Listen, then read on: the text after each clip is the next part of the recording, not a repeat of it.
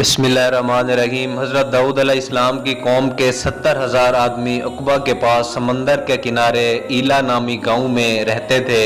اور یہ لوگ بڑی فراغی اور خوشحالی کی زندگی بسر کرتے تھے۔ اللہ تعالیٰ نے ان لوگوں کا اس طرح امتحان لیا کہ ہفتہ کے دن مچھلی کا شکار ان لوگوں پر حرام فرما دیا اور ہفتے کے باقی دنوں میں شکار حلال فرما دیا، مگر اس طرح ان لوگوں کو آزمائش میں مبتلا فرما دیا کہ سینچر کے دن بے شمار مچھلیاں آتی تھیں اور دوسرے دنوں میں نہیں آتی تھیں۔ تو شیطان نے ان لوگوں کو یہ ہیلا بتا دیا کہ سمندر سے کچھ نالیاں نکال کر خشکی میں چند حوض بنا لو، اور جب سینچر کے دن ان نالیوں کے ذریعے مچھلیاں حوض میں آ جائیں تو نالیوں کا منہ بند کر دو، اور اس دن شکار نہ کرو بلکہ دوسرے دن آسانی کے ساتھ ان مچھلیوں کو پکڑ لو۔ ان لوگوں کو یہ شیطانی ہیلا بازی پسند آ گئی، اور ان لوگوں نے یہ نہیں سوچا کہ جب مچھلیاں نالیوں اور حوضوں میں مقید ہو گئیں تو یہی ان کا شکار ہو گیا، تو سینچر ہی کے دن شکار کرنا پایا گیا جو ان کے لیے حرام تھا۔ اس موقع پر ان یہودیوں کے 3 گروہ ہو گئے۔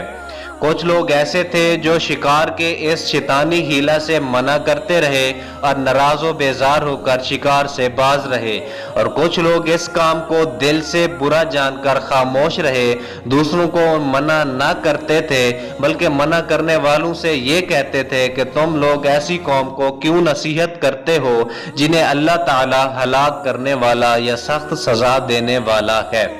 اور کچھ وہ سرکش اور نافرمان لوگ تھے جنہوں نے حکم خداوندی کی اعلانیہ مخالفت کی اور شیطان کی ہیلا بازی کو مان کر سینچر کے دن شکار کر لیا اور ان مچھلیوں کو کھایا اور بیچا بھی۔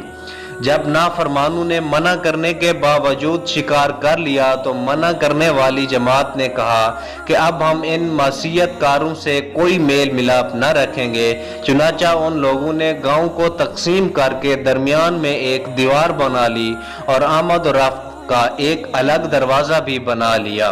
حضرت داؤد علیہ السلام نے غضبناک ہو کر شکار کرنے والوں پر لعنت فرما دی۔ اس کا اثر یہ ہوا کہ ایک دن خطا کاروں میں سے کوئی باہر نہیں نکلا، تو انہیں دیکھنے کے لیے کچھ لوگ دیوار پر چڑھ گئے تو کیا دیکھا کہ وہ سب بندروں کی صورت میں مسخ ہو گئے ہیں۔ اب لوگ ان مجرموں کو دروازہ کھول کر اندر داخل ہوئے تو وہ بندر اپنے رشتہ داروں کو پہچانتے تھے اور ان کے پاس آ کر ان کے کپڑوں کو سونگھتے تھے اور زار و زار روتے تھے، مگر لوگ ان بندر بن جانے والوں کو نہیں پہچانتے تھے۔ ان بندر بن جانے والوں کی تعداد 12,000 تھی۔ یہ سب 3 دن تک زندہ رہے اور اس درمیان میں کچھ بھی کھا پی نہ سکے، بلکہ یوں ہی بھوکے پیاسے سب کے سب ہلاک ہو گئے۔ شکار سے منع کرنے والا گروہ ہلاکت سے سلامت رہا، اور صحیح قول یہ ہے کہ دل سے برا جان کر خاموش رہنے والوں کو بھی اللہ تعالی نے ہلاکت سے بچا لیا۔ جزاک اللہ خیرہ۔